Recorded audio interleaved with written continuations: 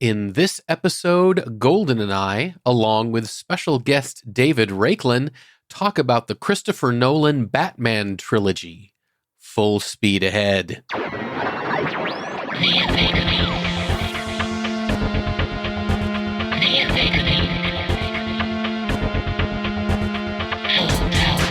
Welcome to the Omega Beam number 85.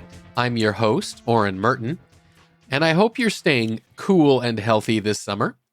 So there's less to do outside, and that means with more time inside, there's a lot of great genre programming out there for us, and not just the new stuff. So we thought it would be fun to do some rewatches of our favorite series. So the first one we decided to start with is one of our very favorites. And this is the trilogy of Christopher Nolan Batman movies that it's sort of informally called the Dark Knight trilogy. This trilogy consists of 2005's Batman Begins, 2008's The Dark Knight, and 2012's The Dark Knight Rises. These movies aren't in a connected universe the way that the Marvel Cinematic Universe is connected or that the current DC extended universe is connected. This was its own self-contained trilogy with just Batman in this world. Be that as it may, this trilogy really encapsulates some of the very best of what superhero movies and just movies have to offer. In the USA, you can stream Batman Begins and The Dark Knight on Hulu. I'm not sure about The Dark Knight Rises or if you're not in the United States where these movies can be streamed. But of course, they're available for digital purchase on all the retail sites. You can obviously buy the Blu-rays, etc. So please join us for this rewatch along with our very good friend, guest of the show, David Raiklen, who joined us for this discussion. I do want to say just a quick note on the sound quality. This is recorded on Zoom, not in our studio. So if you've been doing any video calls yourself, you kind of know what the sound quality is like. I can clean it up, but it can only be so good. And also, if you haven't seen these yet, we do get into spoilers, but these are 8 to 15-year-old films. So we kind of felt a little freer to do that. Okay, let's get going. I am here with Golden and friend of the show, David Raiklen. Hello, David. Hey, hello, Oren. Hello, everybody in the whole world. And, of course, hello to Darcy. Hi. So, because we all have more time at home these days, we've been rewatching some great series from years past. And we thought it was worth giving them an episode and really talking about, apparently Siri does not like us doing this. But aside from that, we thought it would be worth going over some of these old series. So I thought a great one to start with would be Christopher Nolan's Batman series, which started with Batman Begins in 2005 and ended with The Dark Knight Rises, I believe, in 2012. And so let's set the scene a little bit. I don't remember exactly the year, but Joel Schumacher had done Batman and Robin, which I recall more or less only for George Clooney having bat nipples in his costume. Yeah, so that's very important. Well, that's the movie that was considered so bad and so campy that it kind of killed the Batman saga begun by Tim Burton back in '89. Yeah, that kind of killed that one. So we'd had a number of years without Batman. 8 long years. 8 long years with no Dark Knight. And then Christopher Nolan came on with Batman Begins, and it really was, in my opinion, a revelation. It was a good movie. Just forgetting about for the genre, forgetting about for the superhero things. I really thought it was just a good film. He made a good movie. He did make a good movie, and then he made a great movie. Right. One of the greatest ever made. Right. Dark Knight is something amazing. I lucked out somehow and got to see Dark Knight before it opened.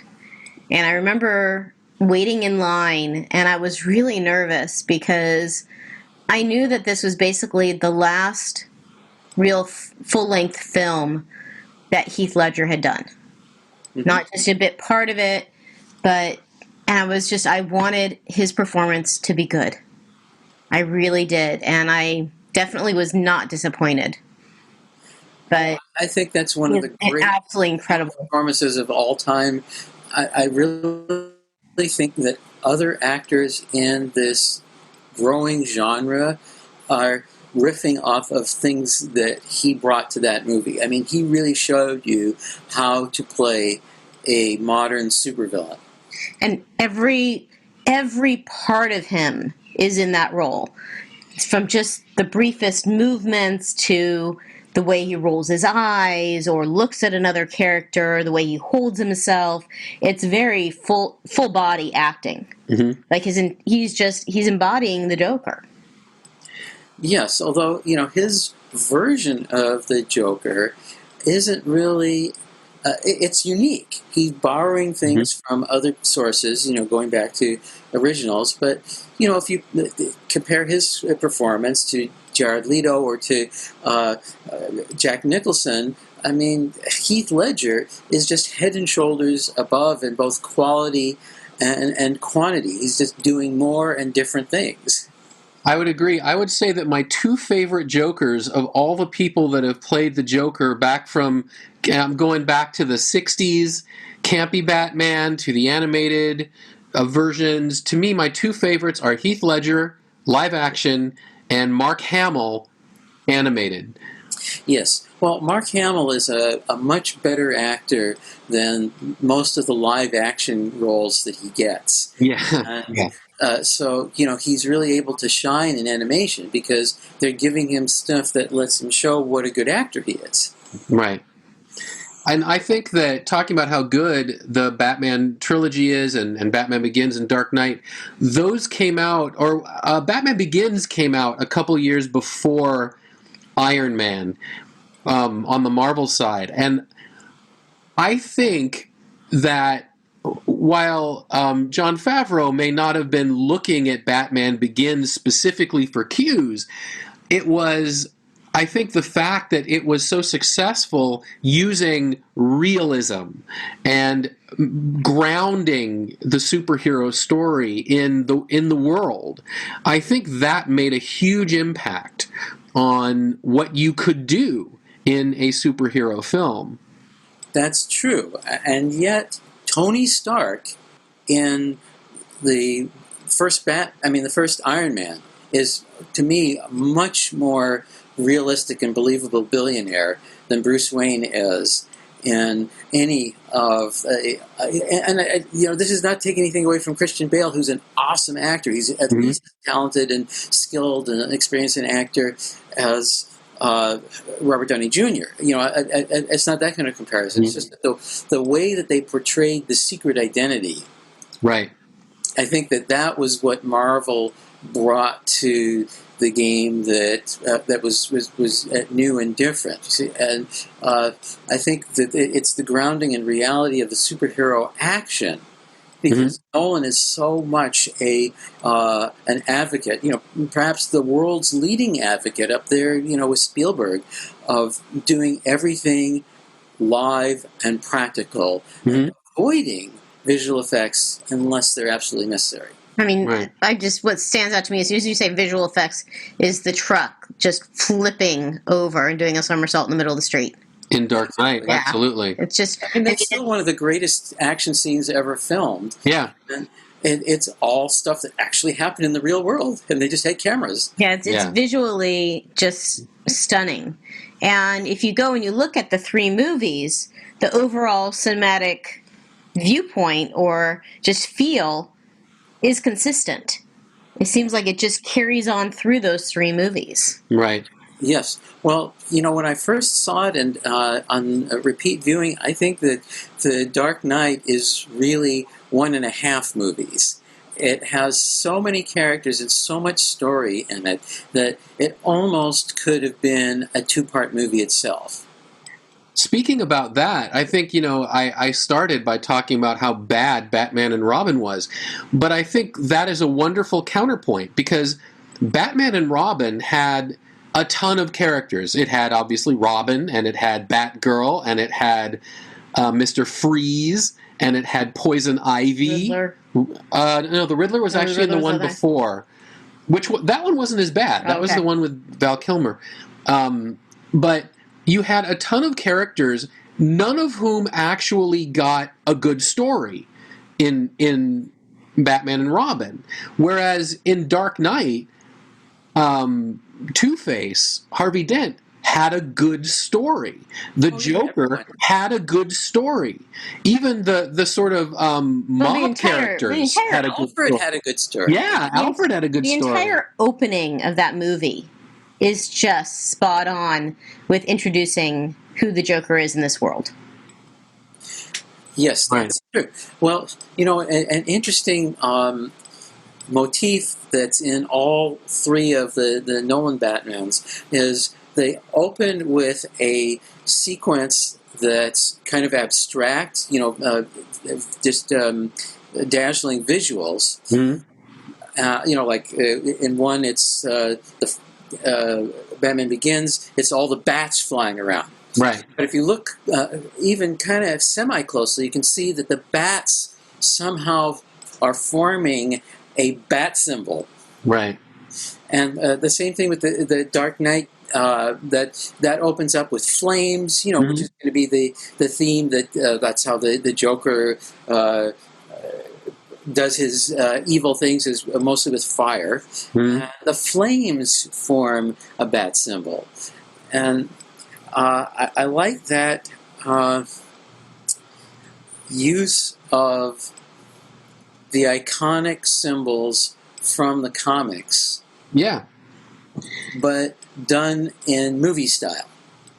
Very true. Speaking of the comics and the thing about Bruce Wayne that you had mentioned, comparing to Tony Stark, the comics had always had Bruce Wayne as a very socially conscious billionaire. I always remember the not too far in the past reboot of the New 52 in 2011, where as Bruce Wayne, he's unveiling this entire Gotham-wide social rehabilitation project of no-income housing, of funding education. Basically, your liberal Democrat dream, that we are going to fund everything, we are going to take care of everyone, and I'm a billionaire so I can do it. But then at night, he puts on the suit and he investigates crime and he takes down those people who the law can't get to. But in the movies, they've never quite been able to do that. That it seems that they either do a great job with Batman and just sort of, they never quite get Bruce Wayne feeling real. Or it's the opposite. You've got a great Bruce Wayne, and he never quite feels as comfortable in the suit. Yes. I felt like he's comfortable both ways in the Nolan trilogy. I think they did a pretty good job in the Nolan trilogy, but clearly he was more Batman, in my opinion, than Bruce. And than casting, Bruce Wayne. the casting is just really well done. Casting's excellent. In Michael the Caine trilogy. just plays the part so well. The Lucius Fox character is just moralistically, he knows what he wants to do. He's going to do it. Towards the Dark Knight, when he says to Bruce, "I'm not going to work for you as long as this machine's in this building," and Bruce does like, "Okay, well, when you're done, just type in this," and because Bruce already knows that about him. He knows how he's going to feel about this. That's why he didn't tell him until it was done, until he needed him. Yes. Well, in a way, this is kind of getting into the secret of what makes a good movie, or at least a good adventure or fantasy or geek movie. That you need to have a hero who has flaws. Mm-hmm. You can have plenty of powers, all the powers you want, but they have to have some serious problem. They have to have a villain that's at least as formidable as the hero is at their best.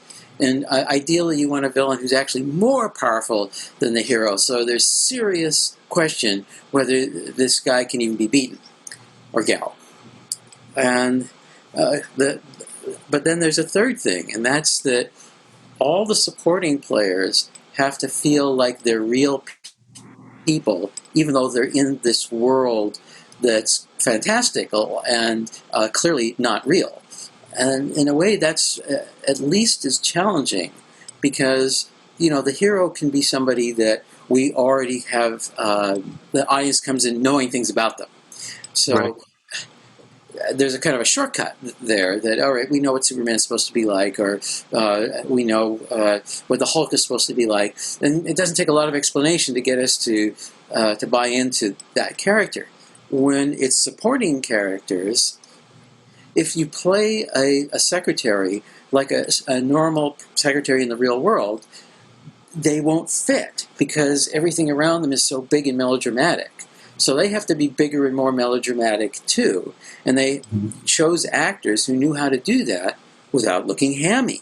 Which is really very tricky, to be larger than life, but not look like you're larger than life. Yeah, speaking of larger than life, we talked about the visuals.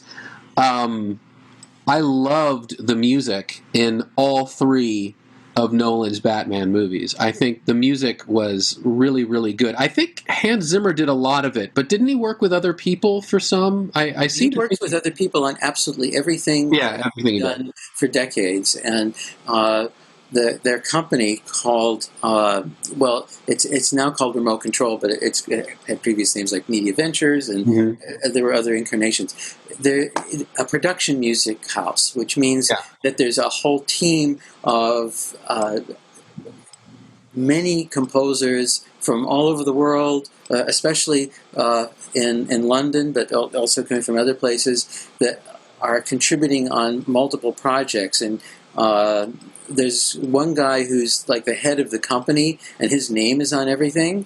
But it's important to realize that all film composers and many television composers have big teams, and by far the biggest team is the one that works on films like Dark Knight or Batman Begins. And I don't want to go into too much detail, but what you're seeing there or hearing there is more than one composer.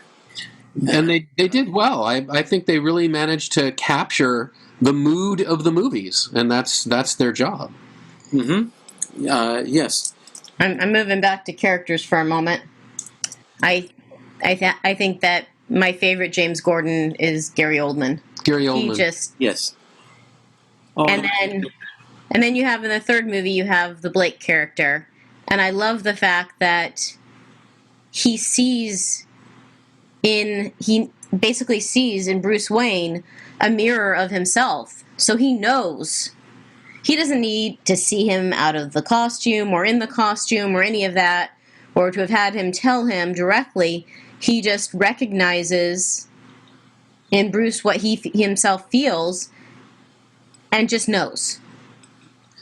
Yeah, I think the character of Blake, a.k.a. Robin, as we find out at the very, very end of the movie, I think he was a great character. I think, again, fantastic casting. Joseph Gordon-Levitt does a spectacular job with him.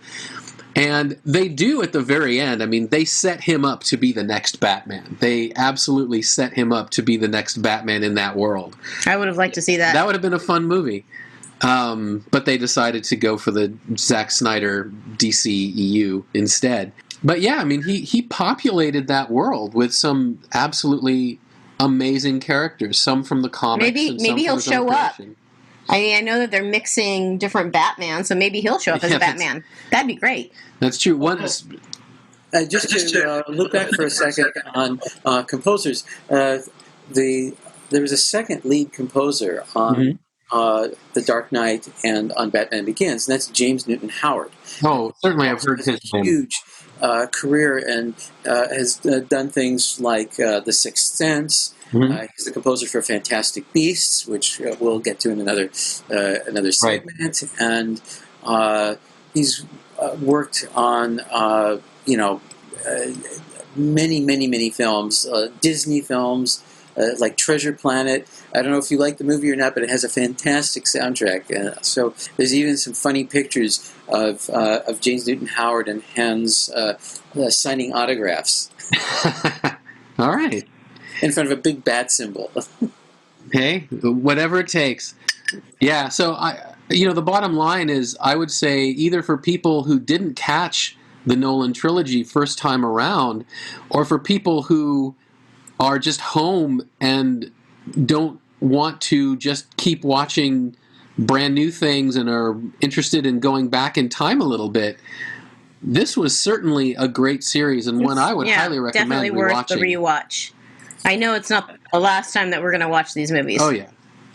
Well, they're beautiful movies, and the action is stellar and still holds up because most of it is actual stunts done in the real world. So they don't look dated. They just look like, wow, how did they do that?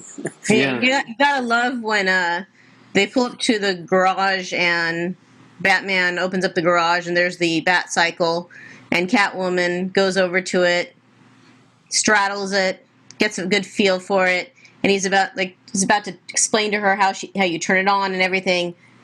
And it's not necessary. She's got it. Anne Hathaway, again, just back to how pitch perfect the casting was. Cillian Murphy. Anne Hathaway was just a fantastic Catwoman. Just a fantastic Scarecrow. I mean, they even come back to Scarecrow. I mean, it's and we'll get to this with other series as well. But this was a series where the final movie paid off a lot of little moments, little Easter eggs, little sentences, etc. from the first movie. It's a very nice, complete, full circle. He really did a great version of sort of a Batman arc, which it's just absolutely worth seeing. I'm not sure if we mentioned Bane, the villain of the third movie. Good old Tom Hardy. I'm trying to figure out how to say. I love the actress that plays in the third movie too, who's the other board member. The Miranda Tate character was very interesting as well. She was definitely a very deep character and a lot to her. Well, in The Dark Knight Rises, we get probably more about Gotham than the other two movies put together. That's true. Though, as an aside, this is one of my favorite stories. So before Dark Knight Rises came out, Christopher Nolan had a few screenings of just the opening sequence where the CIA has Bane on a plane. Mm-hmm. And people said various things. They loved it, they didn't, they thought this, they thought that. But one thing they all said was they couldn't understand what Bane was saying, that the effects were just too strong on his voice. So the movie that we saw that came out had a much reduced sound processing on Bane's voice, so he was much more listenable, and his diction was much clearer. I thought that was an interesting little behind the scenes story. Yeah, that is an interesting story, and that's the kind of thing where less is more. Yeah, distorting a voice a little bit sounds like a lot because it's in the context, all the other things that you're looking at, and it's just like when you hear somebody talking on screen, mm-hmm. and then you talk to the person next to you. It's like it's hard to believe that those are both humans talking because the voice on the screen has so much more body and impact. Yeah, that's also one of the criticisms. It's a minor criticism, but one of the criticisms I heard with Christian Bale's Batman, is that some people felt the sort of his voice is very forced. Yeah, the voice synthesizer on Christian Bale's Batman voice was just a bit too extreme. That's mostly him. He's gravelly low voice is what he does. In my personal opinion, the best modulation between Bruce Wayne and Batman was done by Kevin Conroy for the Batman animated series, where he didn't have any kind of vocal processing. It's just he had a Bruce Wayne with a much sort of higher, more gentle lively voice. Yeah. Yes. Voice, and then his Batman was just much sterner. And it was not nearly as drastic as they've done in the movies since Nolan, and with the recent, Ben Affleck's Batman. But I thought it worked. It worked really well, in my opinion. Yes, I agree. And my friend Mark Evanier has a series that he's doing on YouTube of cartoon voices, of voice actors from animation. These are panels that are normally jam-packed at Comic-Con, and you can't get into it. But there's no physical Comic-Con. He has a virtual convention panel where he has all of these amazing people, and I think there's one with Kevin Conroy. And you can hear... he sets up the panel so it's part interview and part real-time, unrehearsed voice acting. You hear just how talented and versatile these people are, and that they really can tell the story just by changing their voice. We actually went to one of Mark Evanier's panels in WonderCon, I think 2 years ago. Wow. And that is what he did. At first it was an interview with the voice actresses and voice actors, and then it was him with a script. I think it was a fairy tale. I think he had them do a fairy tale. And just, everyone had a different character and did the fairy tale. Nolan's Batman trilogy, go and rewatch it. It's worth a few watches. A few watches. It is worth a few watches. Well, thank you. Especially if you've got a big screen. That's even better. Thank you, Golden. Thank you, David. You're welcome. And that's it for this episode. You can find the show notes at theomegabeam.com/85. If you like this episode, please leave a review in the Apple Podcasts app or wherever you listen to podcasts. It's those reviews that help other people find our podcast. If you have any comments or suggestions, please drop us a line at info@theomegabeam.com. Be good to yourselves and each other, and we'll catch you next time.